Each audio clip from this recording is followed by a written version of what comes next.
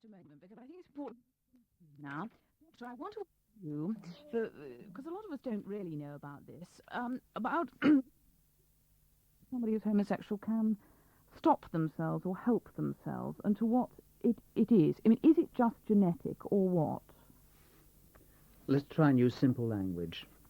We all have both male and female hormones within our bodies.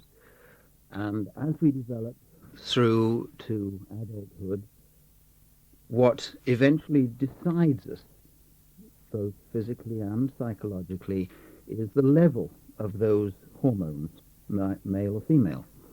In the male, if there is an excess above the normal of female hormones, it is believed possible that homosexuality can occur. The same applies to the female if there are male hormones in an excess in her body. Now, whether or not one actually goes forward and takes up this attitude of the excessive hormone, we believe is very dependent on the individual. Many of us will probably know of cases only personal. And I certainly knew of one doctor who was at university who, until the age of some 24 years, he quite honestly thought that he was heading towards homosexuality. He never went into it. It was only a fear. But now he is quite happily married and, as we call him, a normal person, an average person in society. One assumes he could have jumped the other way, but he didn't. Now, our friend Freud, I must just say what Freud says in Sensitive, because it goes on a stage from you. Freud said that apart from genetic reasons, male homosexuality resulted from a combination of a dominant, overprotective mother and a weak, uninterested father. What would you say about that? I don't like to argue with Freud. He knows a damn sight more about it than many of us, including me. But I would have thought that that's rather an extension. Certainly, homosexuality can occur in these situations, but because that situation exists, it doesn't mean to say that homosexuality will occur in the children. Paul Brown, now, to what do you attribute the fact that you are a homosexual? I mean, after what the doctors just said. Quite sincerely, I accept it as a completely natural condition. I accept it as a natural minority condition, somewhat like left-handedness. The analogy is imperfect, but I accept it in that spirit. There were obvious signs of my homosexuality in myself at the age of 4. Obviously, I didn't realize what they were at that age, but they were there. And I would add that I have a brother who has had exactly the same upbringing as me and so forth, and he is completely heterosexual. Marge, you were married, in fact, you have 2 children, and then you decided that you would opt for the homosexual way of life rather than the heterosexual. Why did you do that? What happened to you? I don't know that I did decide that I would opt. I knew I was homosexual at 16, but I couldn't face it. And I sort of tried to bury it, and I thought it was a dreadful thing to have to be, and why me? And I did get married thinking that that would cure me, and I did have 2 children. And when I got to 30, I suddenly realised that it hadn't gone away, and that my marriage in any case wasn't much good. And that, you know, I mean, life was sort of catching up with me. I mean, I didn't have that many more active years, and it was my life anyway. And Did this feeling actually break your marriage up? well, that was the actual cause of the divorce, but the marriage was had gone wrong way before that, and I feel by getting married that I hurt more people than I would have if I'd sort of stuck with my original realisation. I was going to ask you that question. Did you not ever feel that it would have been better for your children to have stuck to your marriage? No, because children are like barometers of tension in a marriage, and if both parents are unhappy, they sense that, and it has an effect on them. Can we go to a caller and then just jump in, all of you? Right, it's Lorraine, isn't it? Hello, Lorraine, go ahead. Well, exactly a year ago, my husband left me. Bring your level up. Can't get that many. A month after he left me, I had a letter which literally tore my life in half. He just informed me that he was a homosexual and always had been. I was left Coming out the studio after 8 years of marriage with 2 children, no money. Down again. Up again. a lot of debt. We seem to have some I can confusion on the line. understand, I suppose, in a way, that he wanted to cover up by marrying me, but I will never ever understand the selfishness of having two children. To George from Cosham, you can online too. No, don't worry. Also, I find that Just keep the our fact, mic down. the way the Feedback's coming from gay the way. community Then you can bring the level up. club together to help each other, but there's nobody left to help people like me. Literally, the bottom falls out of your world. You're left with nothing. I mean, I've lost 4 stone in weight. I've almost had a nervous breakdown. I'm lucky in that my children have not been affected too badly by it, but had they been that much older, I don't know what it would have done to them. Right. Well, I find that the whole thing is totally selfish. Yes. Hold on. Okay, let's see what some of the people here tonight have to say. Martin. Lorraine, if it would be better, surely, if your husband had been able to talk to gay people before he got married, that therefore he would have known he was gay then, and he wouldn't obviously have joined the relationship. Yes, I would like to say something here, because what I fear is this whole idea of the going to a gay movement to be told that you're gay. Not told you're gay. What people often need is help to overcome it, and it can be overcome. Masters and Johnson have shown that homosexuality can be learned behaviour and can be unlearned, and people need this encouragement, because otherwise there's a tremendous feeling of hopelessness if there is this terribly negative attitude to homosexuality. It can be overcome, and they should be helped and not drawn into the homosexual world. This is a very important point about can you reverse it? Because going back to what the doctor was saying, I mean, is it possible to actually reverse these hormone levels and so on? Not the hormone levels, no. But certainly the psychological reaction, yes, can be fought against, if fighting is the descriptive word necessary. Help to overcome. All right. But why? Could I come in and ask, why should I change my lifestyle because you don't like it? I'm happy the way I am. I'm not happy because you don't like it. There's nothing wrong in being gay. Being gay isn't a problem. It's your attitude to my homosexuality. That's the problem. Paul Brown.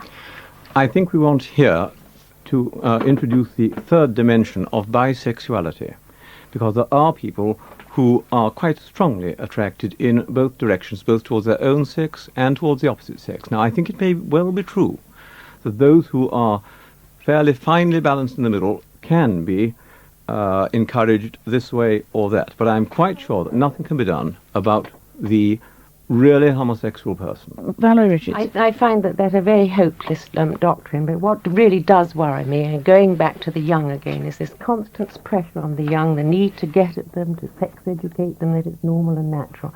And the other point is that it's very important. Can we just stick to the call? Let's get the lady back just to see what she's got to say on this. Hello there, caller Lorraine. Yes.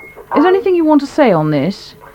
People are saying your husband could overcome it and so on. Yeah, but he didn't want to. He knew before he married me. Obviously, I didn't know, otherwise I would never have married him. He's known from the age of 14 that he was a homosexual. He married me, well, he believed that he loved me, but obviously it was the wrong sort of love. Yes, he should find out exactly where he stands. It's very difficult to explain. Yeah, Marge, do you want to come in here? Because you're a lady whose marriage was certainly changed or abandoned because of this. Yes, I would like to say there is an organisation for people who are married to gays. It's called Sigma, and at the Solent Gay Switchboard will give you details of where people meet locally. And if you'd like the number, it's 0703 37363. Right, Commander Clark, I'd like to come on to another point here with you. Now, the services, particularly the Royal Navy, makes no bones about the fact that it is not acceptable to be homosexual, is it? For what reason do you think? Is it a threat to discipline, or what is it? Yes, I think discipline would just go to blazes if you allowed homosexuality. And you'd get obvious bullying by senior ranks or rates to junior ones, consent or... and there's a blackmail situation. There could be blackmail, particularly, I should say, if it were possibly between if an officer was concerned. Then, of course, as I think the doctor will confirm, there's the question of disease, syphilis and gonorrhea. I'm going to just very briefly quote Lord Stamp, who was a medical man, who said that out of 100 new cases of syphilis reported in one teaching hospital, 80 were in male homosexuals, many of them young. Gonorrhea is about 10 times as common as syphilis, and in the same hospital about 1/3 of new cases were in male homosexuals. And we don't want that sort of thing in a fighting service. And there's one other point I'd like to make, and that is, again, I think the doctor will confirm it, internal physical disruption, let me call it that. Damage due to the homosexual practice. And there are cases, I read one recently, it was brought up in Parliament, which is so revolting that I wouldn't repeat it here. Would you confirm that, in fact, Doctor? One would certainly confirm that VD is much more prevalent amongst homosexuals. As far as the physical things that occur due to homosexuality, the homosexual practice, yes, it is possible to have local signs around the anal area. It is rare, very rare, in fact, no matter what he quotes, that internal disease or internal physical changes take place. It is possible, as has been found, things like ballooning of the colon, a megacolon, has occurred or been found in a homosexual, but it's never proven that that was because of the homosexual practice. It is very possible that that may have been a cause which was other than his practice that produced it. Paul? May I, at this point, take up what I think is a very important point made by Mrs. Riches with regard to pressures on young people. Now, this is something that I am very concerned about as a member of the Solent Gay Switchboard, and I do think we want to distinguish between propaganda and information. Now, I was very, very lonely and worried as a teenager, as a homosexual teenager. Our intention is, and I'm speaking of the whole homosexual organization, is to give factual information. We do not want to press people to be homosexual. We do not want to go against their natures. And the other thing is that when we have people ring us up on Switchboard, young people, and we do have them sometimes, we never, they say to us, do you think I'm gay? My answer is, only you can tell. Have plenty of friends of both sexes. Don't stick a label onto yourself. Well, now, that is a very important thing you said, and I hope you're going to give me time to answer this, because there is a mushrooming of gay youth clubs, gay teenage clubs all over the country. They deny the passing stage of homosexuality. I have here just one example of a 14-year-old boy who thought he might be homosexual because he'd been being made anxious by homosexual propaganda. He wrote to one organization. He was introduced to numerous other organizations, sent absolutely disgusting homosexual material. And if the mother hadn't found this, the boy would undoubtedly have been drawn right into the homosexual world. Fortunately, she was able to save him from this, and all is well. It is this terrible propaganda which reaches right out to quite young teenagers who couldn't possibly know their orientation, which we in the society find most worrying of all. Martin Weaver, answer that briefly, would you? Because I want to take a call. Yeah, well, the point is, about all these things, the basic problem is, about blackmail that's been mentioned, and the gay world, quote unquote, is that we are suppressed, and therefore, again, but you're bound to get a assault culture growing up to counter this suppression. And when people find that they are gay and they're suppressed, and they do things like Marge or Lorraine's husband, they get married. They think they can cure themselves. But if they go to a switchboard like Paul does, and they go to a group where it isn't sex, and I wish we'd get away from this idea that being gay is to have sex all the time. Gay people do love each other. If I have a boyfriend, I love him, and love does exist. It's not all this sex business. But keep away from the young. Keep the pressure off them. Take away the anxieties that many normal children now feel about homosexuality. Okay, can we just move on to the caller now? No, we don't. You do. No. George in Cosham, good evening. George? We're waiting upon a call, which I hope is coming through. George, are you there? Let's go to Steve. Hello, Steve. Are you there? Yeah, good evening. Yes, go ahead. With reference, I'm just driving home from in the car. With reference to what the commanders just said about homosexuality in the forces, and it leads to a lack of discipline. It doesn't. I mean, I was gay in the forces. I spent 6 glorious years serving for Queen and country, and it never affected my discipline or a lot of the people that I knew. You know, so what has he got to say reference that? Commander Clark. Well, homosexuality was out of order in the service at that time. It's a very different matter if it's suddenly allowed. I mean, you're opening a floodgate. Yeah, well, I realise your point. I'm very, if you're, I don't wish to be insulting, but you do have a very, very ancient to follow. You know, it's the same with all. I mean, I know Mark well. Even the older people that we do that don't understand, you have this disgust for it. You see. I think it's fair to say that most men in the world, even though many members of the public, did and still find it abhorrent, though. You know? Chris, where I work, I'm a shop manager, okay? All the people, there are married women that work with me, and you know what? I've never found a better reaction to it yet. Honestly. Valerie Riches. I wanted to take this thing back to this whole situation of the young, which is our concern, and Commander Clark has indeed spoken about the effect this could have on young recruits to the services.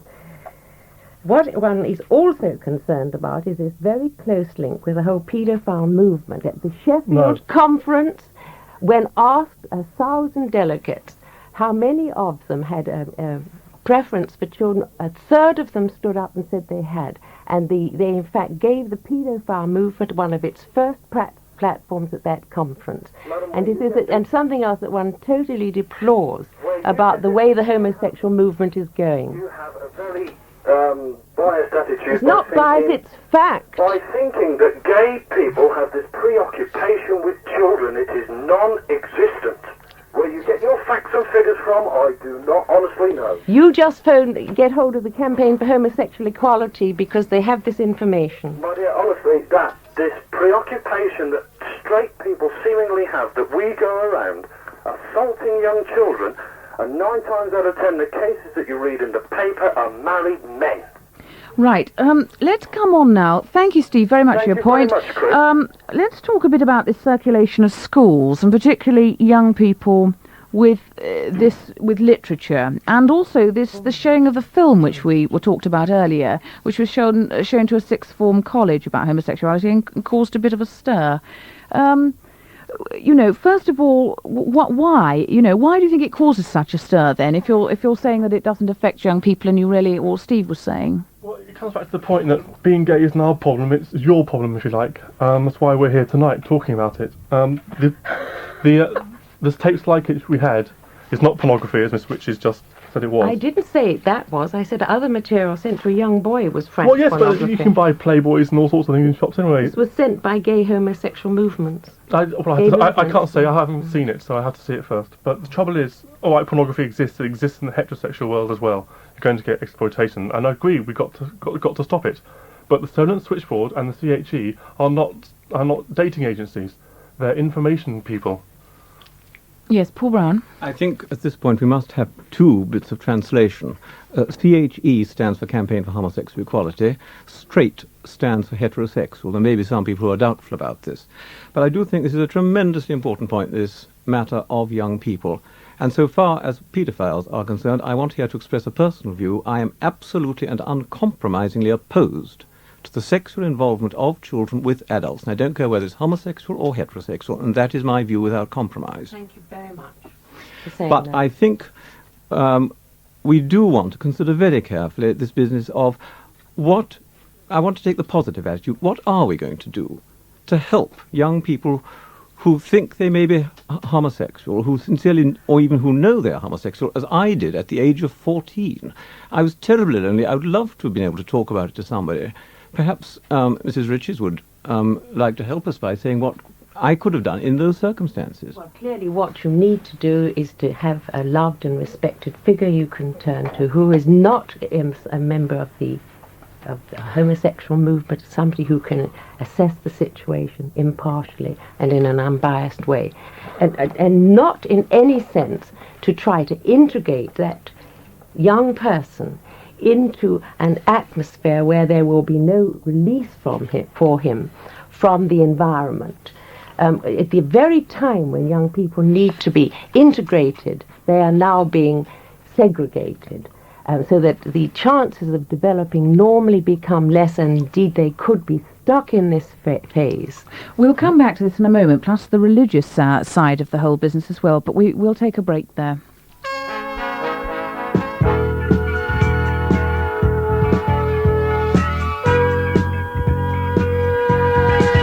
From the down to the sea, Radio Victory.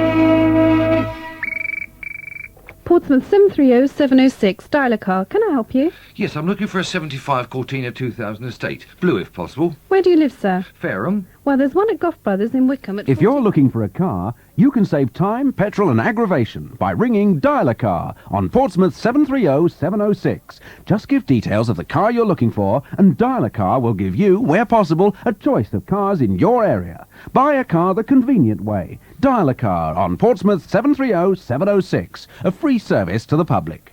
There's a special 10% discount between 5 and 8 p.m. every Wednesday night at Keydale Nurseries. Select your plants from 5 acres of living colour. Everything's ready for planting now, so come late night shopping till 8 p.m. every Wednesday at Keydale Nurseries in Keydale Avenue off the A3 at Horndean. Hello.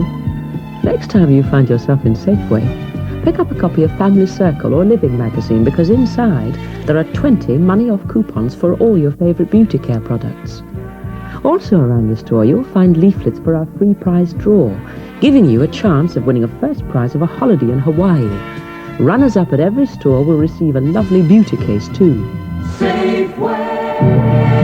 Everything you want from the store and a little bit more. Victory. Getting close to news at 7 o'clock. We're talking about homosexuality tonight on Talking Shop. We're here till 7:30, and if you'd like to call us, please do, on anything you've heard or any point of view. It's Portsmouth 827755. George, just time for your question, I think, before the news. Hello there. Hello, good evening. I'd like to ask a question, please. If homosexuals feel that they're no different from... Hello? Yes, go ahead. Oh, yes. If they feel they're no different from anyone else, then I wonder, can you tell me why homosexuality is made so publicly known? Paul?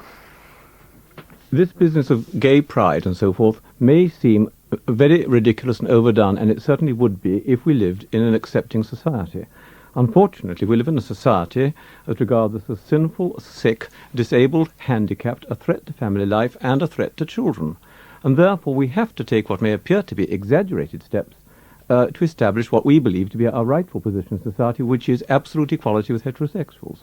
Yes, very, very swiftly. I'd like to say that, in fact, homosexuals who keep quiet about their lives, who are doing it all within the law over the age of 20, are often extremely embarrassed and upset by the militant gay movement. And it is, I think, for them a tragedy. Well, perhaps people would like to comment on homosexuals as a special case. Are they actually saying we're a special case or not? Anyway, perhaps you'd care to comment on this after the news.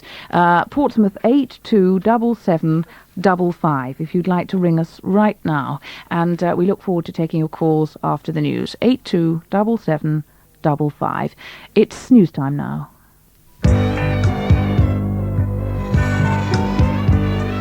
Radio Victory. Welcome back to Talking Shop. Tonight we're talking about homosexuality, if you've just joined us. Just to remind you, that's the subject, and we'd like your participation, whatever your feelings may be on this particular subject. We have some people with us this evening who are homosexual. We have some people representing the responsible society who feel there's far too much onus put onto this subject, particularly with young people. And we also have the Radio Victory doctor. We were talking, a question, in fact, was put that you were too much of a special case as homosexuals, that you set yourself out to be something special. The inference being that there isn't societies for people with 4 fingers or 1 arms, but there are societies for homosexuals. Now, what have you got to say about that? Well, no gay man would say that they're special because they're gay or anything, but they're human, and they have basic human rights. We've just been discussing between ourselves, in fact, this business about the law. And the law, the 1967 Act, says that 2 homosexual men over the age of 21 can make love if they're in a private room where nobody else is around, whereas heterosexuals can make love at the age of 18. And so we say that we're the same as heterosexuals, and so why should we have this extra gap? And it puts us out, it's a separate law for us. Valerie Richards. I'm afraid I'm going to hurt you. I'm sorry about it, but it cannot be equal to heterosexuality. Of course it can't, because it's non-productive. That's sex. What about love?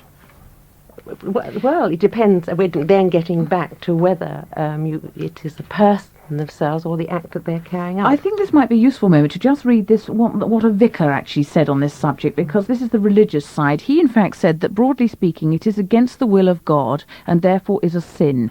He went on to say, however, each case must be taken on its own merit on the grounds of love and the Christian principle, which is to love one another. God basically said he created 1 man and 1 woman, a marriage service, and the procreation of children. Now, this was created not only to ensure a future of the world as we know it, but also because it was a more orderly way of life. So so he's actually saying he goes along with your love idea, but it is still a sin. Paul Brown. I think there are 1 or 2 very important points here. First of all, Mrs. Riches brought in the point about the conception of children, in effect, and those weren't her exact words. But let us remember one thing. It is perfectly true that a homosexual relationship can never result in the conception of a child. But at least it can be said of homosexuals, they never deliberately do anything to prevent the creation of life, which is more than can be said of heterosexuals who use contraceptives. With regard to the religious subject, this is a very big one.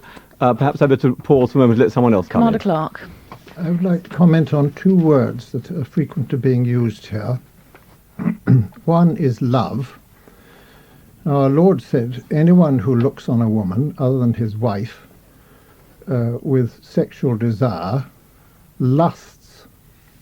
Now, what would he say about homosexual thoughts? What about let alone their acts? He would say that's beside the point. I've told you what he thinks about that. He'd say it even worse about homosexual ones. There's no question of love, it's lust. Yes. Now, the other one I wish to comment on is when you talk about it being natural to you. Now, the members of your body are provided for specific functions, and if I may just be a little more clear, one is for procreation, and the other, I might say, is for perhaps we say, the discharge of excrement. Now, you abuse those functions in what we consider, I think most people consider, a most disgusting way.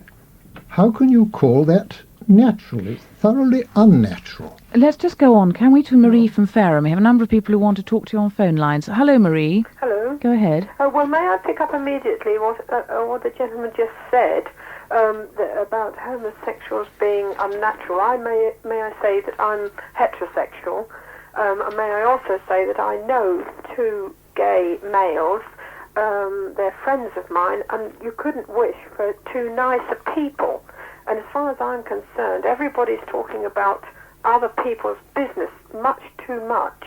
Why should we be so concerned? Because as far as I know, the people that I've come into contact that are gay keep themselves very much to themselves and do not try and put their opinion over to other people. And just picking up on what that gentleman said about a homosexual relationship not being a natural function for the body, what about, I have had children, what about when I go into hospital and I have to have an enema? That's not a very natural thing either. And it's the same sort of principle. And in fact, it's something much harder and damaging to the body. Commander Clark, is it really, the point Maria's making, is it really the business of the responsible society whether her two friends wish to be homosexual? Perhaps Mrs. Ritchie could reply to that. I said right at the beginning, I'm sure I made it clear, that we have no axe to grind with homosexuals acting within the law, that our whole concern is their continual pressurizing, propaganda, and seeking to get into schools and not wanting parents to have the right to withdraw whether they disapprove of the content of it or not. Yes. I mean, it is that emphasis all the time. I think, Marie, the point was made. There's the difference there is the difference between the homosexual inclination and the homosexual practice in some cases. Let me just bring in Paul Brown here. There was one, I think, very important point made by Commander Clark, which I should like to take up. As a Christian, it does distress me beyond description how this terrible preoccupation with the physical side of a relationship, we do ignore to such an extent the loving relationship. Now, it is not just lust. Homosexuals really do love one another, and I mean love in the most beautiful sense. May I say something? The other, just one little point I wanted to make. I appreciate that. As far as I'm concerned, I'm divorced myself. And happily I'm by myself. But as far as I can see in this world today, there's too much hate and violence. And if people love each other, then they should be allowed to get on with it. Okay, Marie, fair comment. May I just say one last thing? Just one last thing. The one thing that I do think is unfair, that I believe, of course I'm bound to be wrong, but I believe that homosexuals are allowed to indulge in whatever they like to sexually, and it's quite legal, but a husband and wife can't. Fair enough. Thank you very much for calling. Can I just bring out this point? Now, I really put this to you. You're saying, yes, we love one another. In fact, somebody called Kinsey, in his report Behaviour in the Human Male, found, and I quote, that the average homosexual male is extremely promiscuous, often having as many as 1,000 different partners during the course of a lifetime, most of whom are total strangers. I quote what was said. Martin Weaver. The point is that the law suppresses us, right? So the idea is we cannot form the relationship like we form girlfriends.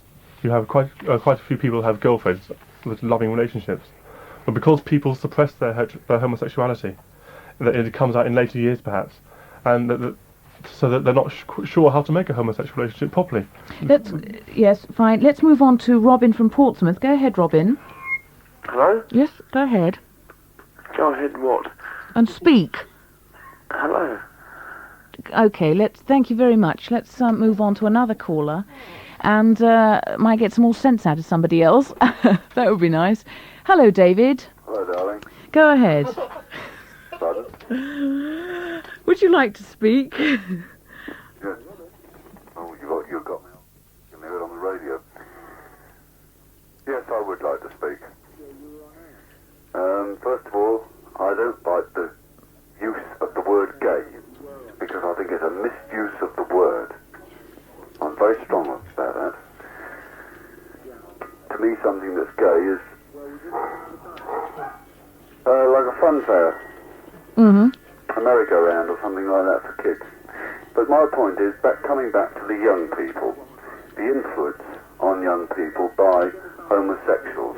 Now, I've had a lot of experience being at sea for 12 years with a P&O on passenger ships, and there are obviously homosexuals on board in the purser's department, i.e. stewards, etc., or public room stewards, who do a damn good job, actually, but we as heterosexuals do not really take a 15-year-old under our wing and take them ashore when we visit a foreign port. And a 15-year-old is very impressionable, or a 16-year-old, or a 17-year-old. I'm talking in the teenage brackets now. Purely and simply because we consider ourselves at 21, 22, 23 years old as adults, and we don't want to drag along a kid with us when we go ashore. So therefore, their first trip to sea, second trip to sea, to a foreign port, i.e. Sydney, Australia, or Hong Kong, they want to go ashore, and the homosexuals take them under their wing. They give them a good time. They show them around the place. Are you saying they are influenced and they become homosexuals because these people tend to look after them, whereas we as heterosexuals don't. Are you saying there's a form of blackmail in it as well, that if they don't, then that they won't have a very charmed life, shall we say? No, I don't think it's a form of blackmail, Chrissy. I think it's more of that we as heterosexuals tend to ignore the fact that we've got young people that we're supposed to look after, if you like, whereas the homosexuals look after them, and they tend to lean that way. Right. We probably ignore our side.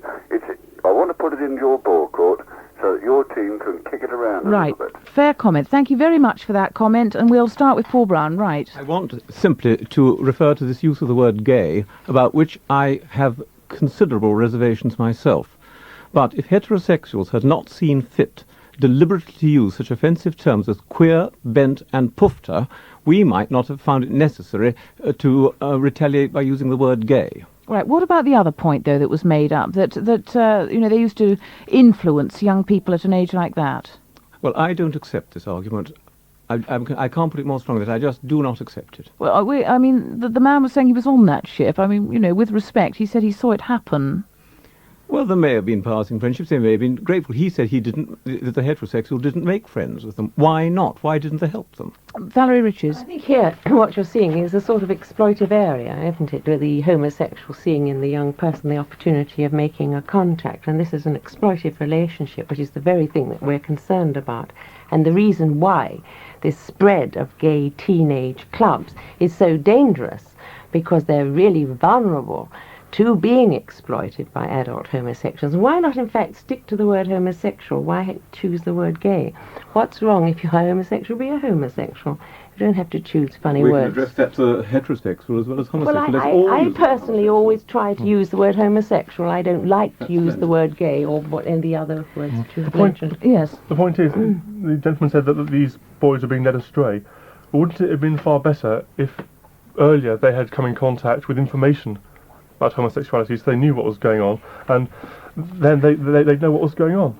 Yes, the trouble with all this information is that, in fact, in many cases, it's simply propaganda and an attempt to draw young people into this network. No, so and you can overload young people's minds with too much information when they need a chance to develop naturally without hindrance. I think one of the most interesting points here is it's the most natural thing in the world for a young person to have a crush on somebody of the same That's sex, right. isn't it? Now, isn't there a danger, I just put it to you, that this can be taken on too far, that in fact they would change and very likely become heterosexual? Well, that's why these, again, we come back to the silent switchboard and gay switchboard things. They exist there, so people can phone them up and talk to them about it. And we should get away from this idea of sex again. We keep coming back to this point. The idea of the switchboards are there for the emotional contact. So people can phone in and say, I think I might be gay. They can talk to somebody who is and find out if they are. Paul Brown. I think one important thing that must be mentioned, and it does tie up with what Mrs. Richards was saying just now, undoubtedly there are times when adults do associate with young people in a way that one deplores, just as some heterosexuals do. But I think what one must remember is that many homosexuals are very, very, very lonely people, both men and women, and as a result of their loneliness, they do sometimes seek relationships that one would rather not know about, or would rather didn't occur. Right. Do you want to, Marge? Do you want to come in here? I wanted to say that I really don't think that people's sexuality can be changed as a matter of what they read or even who they meet, because everybody is brought up to be heterosexual, and if it was your outside influences that made you whichever sexuality you're going to be, why are there any homosexuals? If you're really saying that education has no effect on people, books have no effect, but why is it that these fanatical population people are trying to increase homosexuality? Because they say it's good for keeping population down, and that is a fact. So that also means that they realise that propaganda can work, and that young people can be drawn into a homosexual. Don't accept that. As a social, well, I'm sorry. It's just a fact. I'll send you the information if you like. You must have studied some sociology and As I Indeed, understand it, the proportion of homosexuals in a population remains static at 1 in 20. It's just the numbers of us that are vociferous that's different in this generation. The number 1 in 20 came really from the Kinsey reports, and the Kinsey reports were built on not bona fide research, but simply getting people as volunteers to come in. So it was a very distorted image of human sexuality. Yes. Well, the number, in fact, is constantly being changed, and it is now being said in some quarters that it is more than 1 in 20, and you'll find this use of figures. Yes, I've been given a figure. Kinsey said 4% of all men are exclusively homosexual. But Commander Clark. I'd like to ask Paul, who belongs to the gay Christian movement, how he squares being a Christian with practicing homosexuality.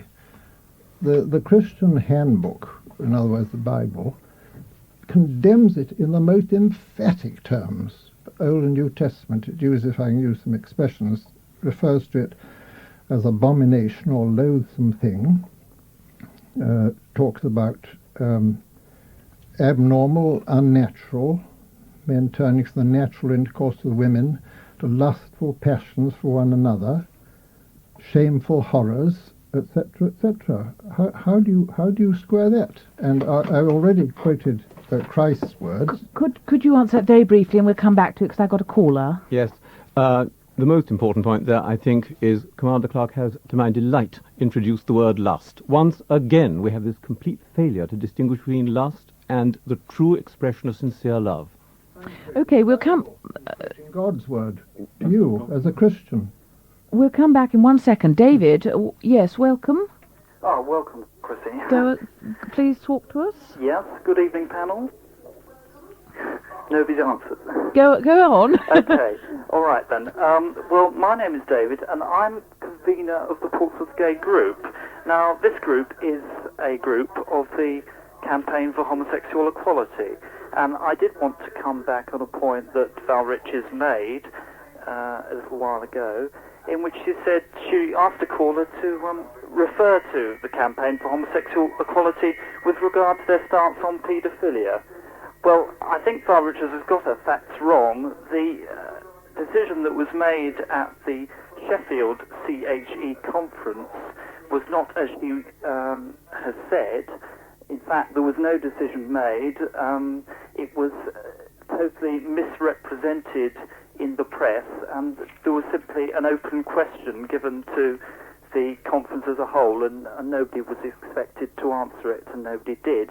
I'd also like to come back on a point that the doctor made right at the beginning, in which you went to him to ask him about what exactly caused homosexuality. Well, I would like to say that, as far as I'm aware, unless some new development has taken place very recently, there is absolutely no conclusive evidence as to the fact that homosexuality is caused by an imbalance of hormones. There are a great many theories going around and have been going around for a long time, but to this date, there is not one that has been satisfactorily proven. Right, David. I want first Valerie Riches to answer the first part, and then the doctor to answer the other. Okay. Well, I'm sorry, my friend up there, I've forgotten your name, that in fact David. 1/3 of the delegates at the Sheffield conference expressed a sexual interest in children, and more recently we have information, and this is written down, that the London Gay Teenagers, the London Gay Teachers Group support the right of paedophiles to organise themselves in a way that we have seen to the disaster of this country in the last 7 years. Just to come back quickly, they said yes, the paedophiles can meet themselves, not to meet To children. organise themselves, not to bring children into their groups. If they don't organise, my dear, to get themselves over the problem, but to get involved with children. If you knew as much as we do about the paedophile movement, they think it's absolutely fantastic. They want to get rid of the age of consent and have adult sexual relationships with children. Why do you know more than us, Mrs. Richards? Well, because... Have you a special line to the paedophile movement? No, but, well, indeed, in fact, this is absolutely true. People send us material. I don't go and seek it. It's sent to us by parents and teachers and others concerned. A lot of stuff comes on my desk. Not only in Britain, but also in the States and from Holland. Let the doctor answer that other part about the hormones. Yes, surely. Chrissy, the call is absolutely right. In fact, I meant to say, if I didn't, and I thought I had, that it was believed that it was a hormone imbalance which was causing the inverted commas problem. At the moment, to the best of my knowledge, there is no evidence that any one specific thing causes the problem in any way, shape or form. I repeat, if I didn't say it, then I should have said it is believed that one of the things causing it is this. I'm right, going on to another caller now. Ian from Cowplain, good evening. I'd just like to go back to Valerie Ritchie's point, propaganda against the young. I'd like to say that I had no sex education at school and I had no gay propaganda at all. And it was completely my own decision to come out and phone up Switchboard, Southern Gay Switchboard, and all the help I did have from Paul and who else did help me was completely, there was no propaganda in it at all. It was all up to me to make the decisions. I'd just like to say that I had no propaganda at all forced at me, and that everything that I've done within my life since I came out has been completely my own doing. So I don't think that Valerie's... Sorry, go ahead. Well, no, we've lost the call. Anyway, Valerie, you've got the main gist of that. I just wanted to say that I'm very glad that in that case this is the case, but on the other hand, she does have to remember that the the homosexual propaganda is becoming extensive and getting into schools, and I do think parents, in fact, ought to be aware of this so that they can counter some of it, of the message that reaches the children. Marge? Would Valerie Richards like to comment on the fact that I think it's the 1978 figures for child and adult sexual relationships. 95% of them are men with young girls, and a high proportion of that is fathers with daughters. There's only 5% that are homosexual, which actually repeats the pattern of homosexual and heterosexual in the rest of the population. Would you comment briefly? Well, I don't know where the source of her figures or the evidence that she's got, and one deplores all the time any form of child abuse. It is while we're in existence, and I'm afraid that we live in a society which constantly abuses children, and it's happening more and more, whether it's heterosexuals or homosexuals, and we all ought to be doing something about it. Tony from Southsea, sorry, just before we take it, yes, Commander Clark, you want to say something? Hello? Just one moment. This is another small point. I've been reading a homosexual publication called No Offence. She got quite well known in Parliament. Now, the writer of that talks frequently about homosexuals being forced by the law to repress their urges. The whole of the book, he never mentions the word self-discipline. He never mentions the word sublimation. Now, homosexuals are not the only people who have urges to deal with. We all have. We all have to fight against them. We don't necessarily win. And I'd like to ask him, if homosexuals are to be allowed the license they're requiring, what about kleptomaniacs? Are we going to have a gay kleptomaniac movement? I have to take another call, otherwise we won't get people a chance. Yes, now, Tony from Southsea, hello. Hello there. Yes, I can't really believe that the heterosexual members of your panel have really had a great deal of experience with homosexuals, whatever they're saying. They just really don't know what they're talking about. I'm an older homosexual of Portsmouth, and I suppose for about 30 years I lived a heterosexual existence. I'm a father, I'm a grandfather, and I'm even a great-grandfather now. But so I've done my share of it. And then, due to certain things, I changed and participated in the homosexual world. And I must say that the criticism that the heterosexuals are so fond of criticizing homosexuals, without even getting to even know them or bother to go to find out where they are and what they do. I mean, these tales of... Very quickly, can you make your point? Yes, there's tales of revolting sexual practices and what have you. I've seen the best of both worlds, and I know that heterosexuals can indulge in far more revolting sexual practices than homosexuals ever will know how to do. And coming back to, and with the note to Commander Clark, this business about homosexuals being barred from the service and being barred from that, I mean, it goes on, and everybody knows very well it goes on. It's rampant in the services. Okay, I'm going to stop that now because I want to just take one more caller. Thank you, Tony. We'll have presumably a last word from David, who's in Bishop's Waltham. David? Yeah, hello. I'd like to ask Mrs. Richards and Commander Clark if they seriously believe that young people can actually be made into homosexuals by factual information being given to them as part, say, the Take 5 program, for example, which is part of a sex education program. At least that's what it's designed to be. If young people are so malleable as that, I'm sure that the energies of organisations should be aimed at protecting them Right, from let her answer then. Valerie Richards. Yes, one thing that this programme's proved to me this evening is that the gay network we've been talking about is very operative, haven't we, one after the other. Of course, it is possible to get a child trapped into homosexuality by luring it in at a time when it's going through the normal stage and experimenting and getting caught in the world of homosexuality. We saw all this in London over this, this play centre up there where the young kids were being drawn in and caught and trapped in the homosexual world. Of course it's possible. Right, yes, a last word, I think, I fear. Quickly, in connection with the tape slide kit, I have been present at a number of showings of this slide kit at non-homosexual audiences. We have never once, our first question has always been, would you object to this being shown to your children? And we have never once had the answer no. One mother said she thought it should not be shown to children under 14, but we have had no definite answer, no, it should not be shown to children. Right, ladies and gentlemen, we have to stop it there. I just thank you very much indeed, all of you for coming along this evening, and all of you for phoning up as well. And next week we retire to safer matters such as home decorating. Good night.